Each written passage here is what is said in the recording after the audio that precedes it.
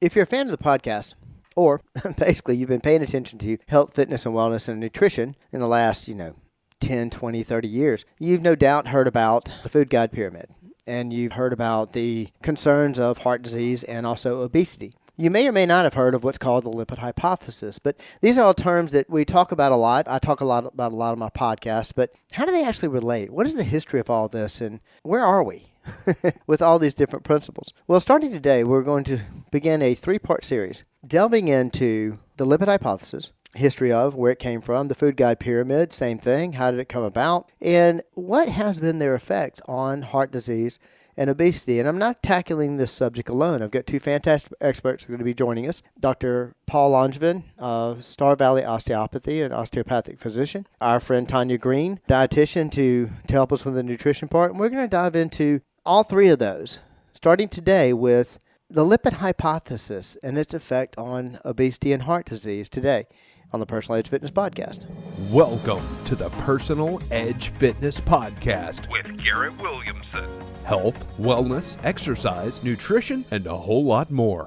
Got questions? Call us and leave a message at 251-278-EDGE or message us at Personal Edge Fitness on Facebook and Instagram, at Team PE on Twitter, or PersonalEdgeFitness.com. Good day and welcome to the Personal Edge Fitness Podcast. My name is Garrett Williamson. I'm president of Personal Edge Fitness and your host. And I'm so glad today to have with me 2 of my favorite guests on the podcast, dietitian Tonja Greene. Tonja, thank you so much for joining us. Glad to be here. And all the way from Star Valley, Wyoming, where it's bright and early and a beautiful day out there, I have to say. I'm not sure how he feels about it, but it looks beautiful to me. Dr. Paul Langevin of Star Valley Osteopathy. Paul, thank you so much for joining us today. Thank you. And the reason I have these 2 individuals on this particular topic in these 3 podcasts, like I said in the intro, we're going to be doing a series here, is because we're all very passionate about this issue. We've had a lot of people that we've worked with, and we've run in and seen the effects of it. And so we thought it would be a good idea to do this series and clear the air on the lipid hypothesis, the food guide pyramid, and its effect on heart disease and obesity.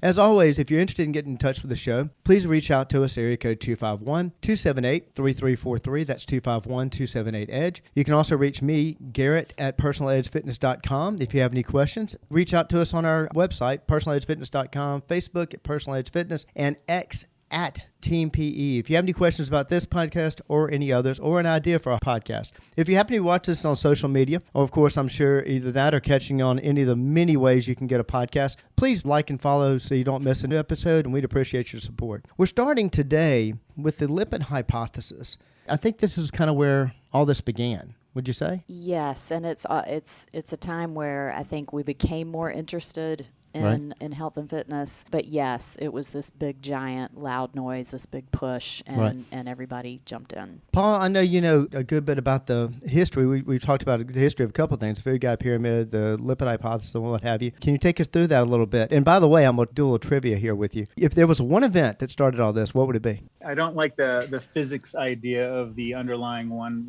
law that explains everything in the universe. No, not a law. Not a law. I'm looking for an event that started all. I'm looking for the event that started all this. A year ago, I would have said the McGovern report, but the more I've read, I think it's going to be more Ansel Keys and the Eisenhower heart attack. Bingo. 1953, Eisenhower. That's why I feel. That's why my opinion. That was a very public event. You have one of the greatest generals of the 20th century who becomes president. I mean, he could have been a Democrat or Republican. He would have been voted president. Asked by both sides. Dwight Eisenhower. Yeah, exactly. Exactly. So he has a heart attack, and then the country stops breathing for a second. They become apneic because this hero had a heart attack. And so it was very publicized and came out like, well, he eats too much fat. Right. Well, and it scared the country. I mean, here, like you say, this popular guy, he was the Supreme Allied Commander. And in fact, Truman, actually, when he approached him, when Truman was president, literally said to him, if you chose to run for president, I would be your vice president. And it shocked Eisenhower. I mean, that's how popular it was. Ladies had jackets that were the Eisenhower coats that had the epaulets on. He was just so popular. And I think everybody blew their mind that how could this person that played golf all the time, was extremely fit, how could he have a heart attack? And that's why I think it made the country basically stop breathing for a minute. Yeah, it has nothing to do with the fact that He ran a whole theater of war. Right, exactly. And planned and executed the Normandy invasion. Exactly. That wasn't stressful at all. No. Right, It was no. the fact. Not stressful. No. It was the fact. Exactly. And the fact there was another thing that he did on a regular basis, even though he said he quit during World War II. And you and I know nothing about this. So I'm going to turn to the dietitian and ask, would smoking have anything to do with possible heart disease? Maybe. He was a 2-pack-a-day smoker. So the country stops breathing because we have this event. That led to what? And bring Angel Keys into this. What happened? He got onto this lipid hypothesis and wanted to prove it. Okay. And he did this multi-country study, and it was groundbreaking. It was the most, thorough review, and it showed that these countries that had low-fat, high-carb diets were lots of vegetables, less meat. They lived longer, they were happy, healthier, everybody's income improved, all this stuff. Okay? Exactly. I mean, the taxes were better, the dog came home at night. Yeah. And then that's awesome. The data was phenomenal, and you can make the data look great if you throw out 60% of the data points. Exactly. So you get these landmark studies, or so-called landmark studies, and then they kind of feed on themselves. And you saw this historically. Then Harvard started studying this, and then they started doing a lot of cholesterol metabolism in the 50s and 60s. And so they kind of feed on themselves. If you want to be successful, you got to be like Dr. So-and-so, and you got to do this research. I know where you're going with this, and I definitely want to get into that. But he established this in the World Health Organization conference in 1955. And at the time, I think that basically we were looking for, since we were panicking about heart disease because it's an incredibly popular person had a heart attack, we weren't going to look at that time. If you think about it, this is 1953, 54, 55. We're not going to a German, and we're not looking for an authority in Japan. We're going to look for an American. And that name that we knew was Angel Keys. Angel Keys, y'all probably know, was the founder of K-Ration. Did a groundbreaking study on starvation. It actually with some folks that were conscientious objectors in the World War II. So he's actually a very popular guy. He'd done a lot of things. But he presented this to the World Health Organization in 55, given an annual budget of over $200,000 a year to studied it from 55 to 70. But he came up with this thing called, we keep mentioning it, the lipid hypothesis. Tanya, can you describe to us simply what the lipid hypothesis is? Well, the lipid hypothesis says that higher intakes of cholesterol and saturated fats will put you at a higher risk for heart disease. And there's two parts of it. There's one part that's actually true. I was trying to find something before I go bashing this. Before I find something, number one, that high saturated fats diets do tend to increase cholesterol. Would that be true? Just that one statement, is that true? I mean, I don't know. Maybe you should be asking the doctor this question, but can be, but I don't think it can be a blanket statement of, yes, this happens all the time. I agree, and we've got studies about that. Number two of the lipid hypothesis, what you were talking about, and that is increased cholesterol causes heart disease. Now, you know about risk factors for heart disease and what have you. Is high cholesterol a cause of heart disease, Paul? Like most scientific answers, the answer is it depends. Okay. Are we talking natural forming cholesterol in the body that we produce genetically? Right. Which you can have some small familial genetic disorders that alter that. Or are we talking about normal to increased dietary cholesterol? And I don't think it really contributes much at all, if any, to heart disease at all. I think there are other factors that play a much bigger role. So if it does, and we really haven't teased that out, and trust me, they've studied this a lot. Copious amounts of studies. Yeah, nuance is lost. I don't think they understand how cholesterol plays a role into this. I think they've simplified it down so much that I have a hard time believing that just straight up cholesterol is going to cause heart disease, lead to strokes, heart attacks, congestive heart failure, those kind of things. True. If I could just piggyback on what he says, and I think you're going to hear this throughout the series, but one isolated thing I don't think is ever the way to look at something. To take one isolated vitamin and say this is going to do this. It's always the orchestra of everything that we need to look at. It's never, hey, this is going to do this, whether final outcome is supposed to be good or bad. There's just always more to the story. It's never one thing. I love that. And actually, every time you and I have talked about people, you've talked about the fact that, okay, I want to look at this microscope out and look at this one thing. And you're like, let's look at the entire diet. It's an orchestra. We see that in exercise. I have people come in and say, look, don't do anything else on me. And they'll grab one place of their body. Just get rid of this. Do this. And we have to look at all of it. Boy, does that scream to osteopathic medicine in your approach. Mm-hmm. I mean, how you approach that, talking about people come in with an injury or something, and how you look at that. I mean, you have to look at everything. You have to look at how they live, what their activity level is, how they grew up, what did they do, was their occupation. You have to add this all together to kind of come up with a plan. Sure. They come in thinking, I'm going to do some sort of manual stuff or a little acupuncture, my pain's going to go away, and I'm going to live my life happily. Okay, well. Right. What's your workout routine? I stretch sometimes. That's not a workout routine. What's your activity? Are you sitting all the time? Are you driving all the time? Right. So you have to kind of approach this. What's your diet like? Sure. And here we were in the lipid hypothesis trying to focus on basically one thing. But a minute ago, I cut you off. You were going down a great road, which I love, and that is, all right, you addressed the 7-country study and the fact that it really wasn't 7 countries. It was 22, and it was convenient to throw out, 14 countries or whatever out of the study because, like you said, when you get rid of the data points. But, all right, so we've got this study that, quote-unquote, proves it. For any scientific process, if you've got a hypothesis and you think you're proving it, what's the real test of a hypothesis? Or what's the real test of whether or not that study was successful? And that is being able to repeat the study. Paul, take it from there. That's where I think you were going. When you have something very public and very earth-shattering, right? Because before this study came out, people weren't too concerned about this. They knew people were.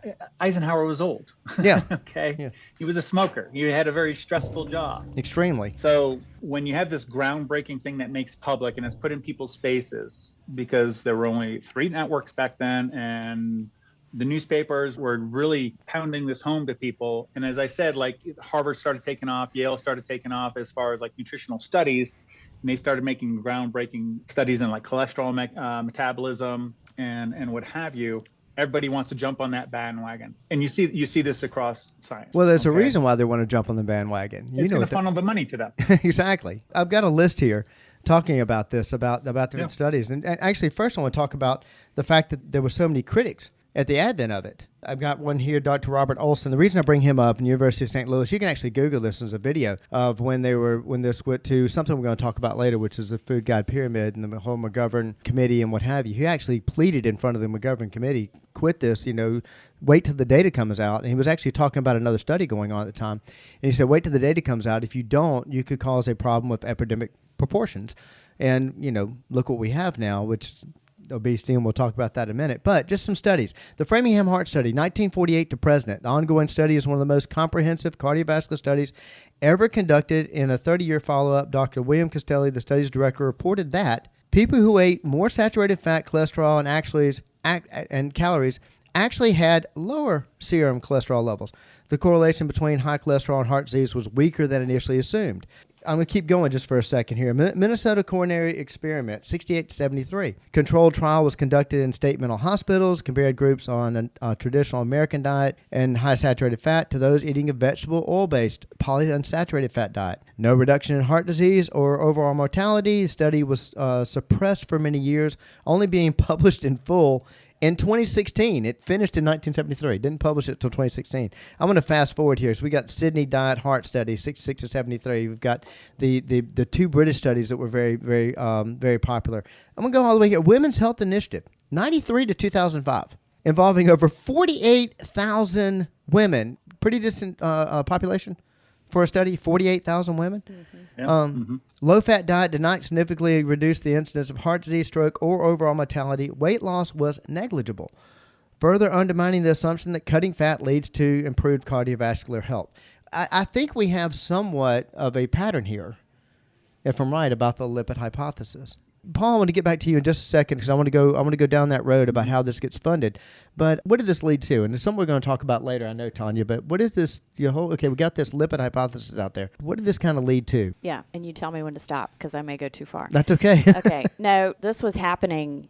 I graduated and started practicing early 90s, which was like kind of the pinnacle of all this. And I worked at a gym. Yeah. Yeah. Okay. So I had all these people. But anyway, the way that it affected the common man Yeah. that was walking into my office was, of course, people were cutting away meat to make sure that they got all of the fat cut off of their chicken breasts and steak. And of course, steak was a bad word. Right. But people were just, they couldn't even look at fat. It was, they weren't going to eat it. And so everybody got pushed into the high carb realm of things. Right. And then it even became, people would come into my office and say, I ate a whole box of Snackwell cookies last night, but it's okay because it didn't have any fat. Yeah. So it transitioned into this mindset of, if it doesn't have fat, I can eat it. And not only can I eat it, I can eat as much as I want. Right. Exactly. So that's what I saw. I mean, I can remember vividly a client sat in front of me and said, look, I just want you to tell me what food it is that I can eat as much as I want of. I'm not sure where that happened, but all of a sudden people wanted to be able to eat as much as they wanted of a food. And they thought that if it didn't have fat, it's okay for me to do that. Right. Again, coming on the scene when I did, what I saw, that's the mentality that people were having. Was carbs, and then fat was absolutely the demon himself. That permeated, it started really from the federal government, and we'll get more of that when we get into the food guide pyramid. But Paul, you were talking a minute ago about the different studies, and this actually, I'm going to pair the two of these conversations together and how it ended up affecting restaurants and what have you, how these studies were funded, why we took this track. With one guy comes up with this hypothesis, and we end up taking this track. So that's going to bring us into the 70s with the McGovern report. Okay. You ready for that? We may wait and go into that, because you're right. Yeah. That's what it led to. It led to the McGovern report and studying food and whatever. And we will attack that with the food guide pyramid. I'll probably save the information about restaurants, and we'll talk about that a little bit in the next podcast. Let's jump to the ending on this, just addressing lipid hypothesis and heart disease. I mean, that was our goal at the first, right? I mean, the whole reason this started was we had a person had a heart attack, and we want to know something about heart disease. And I'm going to open this to both y'all. Okay. So we have attacked the lipid hypothesis. We've done something about that. What were the effects on heart disease?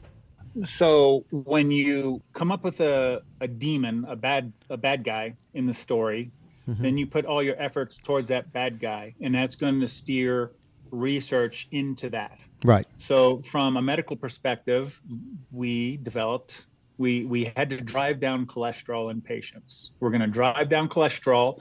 That's going to save the world. Right. And the rainbows will come out. Yes. And so our biggest night was statins. Yes. And so I remember my medical training was in medical school from 97 to 2001. And I was doing a cardiology rotation. And that's when statins really first came out. Right. And American Heart Association, American College of Cardiology came out. They're like, this is the greatest thing ever. We're going to save people. And I trained in Tulsa, Oklahoma. Okay. Probably the food buffet capital of the world. Very much so. And so my cardiology rotation was at St. Francis Hospital for 10 years, up until I got there, and probably beyond that. It was always one of the top 10 heart hospitals in the country. Wow. Yeah. It was an 18 cardiologist group practice, so it was massive. Right. And I just remember talking to the cardiologists, we're just learning about statins, and they're like, this should be put in the water source. This will save people. They are literally saying this to me. Oh gosh. Amazing. And you look at the data, and it's like, wow, okay, that looks great. But, you fast forward 10, 15 years, you're like, oh, that's a keyhole of the data. This is the actual data. Right. What are we doing here? This is not what you're supposed to be doing.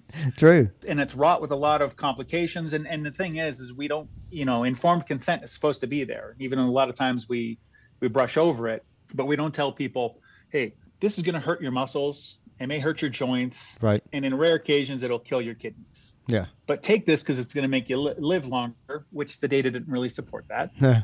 That's where you go down when you pick one thing as the bad guy. Right. And you got to be careful with those consequences as opposed to looking at it holistically. You talked about when you started, and it was a hospital-based fitness facility, if I'm correct, if that's right, that when you started, and this was kind of the pinnacle of all this. So obviously, since we were attacking cholesterol, you weren't dealing with obesity then, were you? Well, sarcasm's my love language. I know, and I was just talking to somebody the other day, and I feel like like you mentioned earlier, Paul, all these medications are handed out, and no one wants to look at weight. Rarely do you hear, hey, you need to go talk to this person and this person. You need to lose 25 pounds. You need to lose 50. You need to lose 80. Yeah. And that's not what I hear. What I hear is, well, I just got put on this, this, and this. Yeah. And obesity is a very big commonality. Still 72% of our clients come in obese. And Paul, in your practice, and that's what we do is health, fitness, and wellness and here at personal training facilities. So obviously 72% of our clients are going to come to us for general fitness and weight loss. But just in your general practice, how much of it do you see, obesity? It depends on where they come from. If they come from Jackson, not a lot. Right. Okay. Because it is the wealthiest county in the world. If they come from other parts of Wyoming, I see quite a bit of it. Right. And they wonder why they're in so much pain and they're on this medication. Right. And kind of getting back to what we were talking about, the outsourcing of personal responsibility for health and well-being. Yes. There's no study comparing losing 25% of your intra-abdominal fat versus a statin. Wow. They'll never do that study. I'm certain they won't. Because the statin will fail miserably. Right. Basically no money in it. I'm going to put a cap on this one because I know we're really chomping the bit to go to the Food Guide Pyramid. I'm going to get into that. But just some numbers, which are interesting. And for the listeners, please, just take this information and do with it as you will. Before the lipid hypothesis, from 60 to 80, before the dietary guidelines for Americas were introduced in 1980, only about 13 to 15% of adults were obese. By 2022, that number had skyrocketed to over 42%. Now, 13 to 15%, all the way and skyrocket and jumped to 42%. Well, it's kind of hard for me to draw anything but one conclusion to that. So I'm going to draw this to a close for today, but we're going to be picking this up and tell everybody, stay tuned because this is only one part of this. We're going to dive into the Food Guide Pyramid, what this actually led to, and setting up the dietary plan for America, which actually ended up with the world. And then we're also going to do a third podcast where we're going to talk about not only the basically put all of this together, but we're going to also show how we're not even measuring or tracking any of this correct. So I want to thank my guest for being on today, Dr. Paul Langevin of Star Valley Osteopathy. Paul, tell them how to get in touch. Pretty easy. You can go to my website, starvalleyomm.com. I have an email there, patient contact, things like that. Even if you're not a patient, if you want to ask me questions, I have no problems with that. Great. But yeah, that's the best way. We'll include that also on, you should have that on the link. You should be looking at a link on there if you're watching this on social media or seeing on our YouTube. There'll be a link there. Tonja, thank you so much for joining us as always today. And also stay tuned for the podcast because about once a month, Tonja and I get together and do a podcast on nutrition. So thank you again for joining us for this one too. So if you have any questions about this particular subject, or I'd say if you were offended or this really blew your mind on how could we possibly attack something like this, please reach out, give me a call, 251-278-3343. That's 251-278-EDGE. You can also reach me at Garrett, Garrett, at personaledgefitness.com. It's our website too, and Personal Edge Fitness, our Facebook page. Hit me up on X at Team PE. Folks, it's good to do the research and find out what is the truth and getting to the facts of all this, which is what we're trying to do here. And one more way we help you reach your level of wellness. Thank you so much for joining us today. We'll see you next time.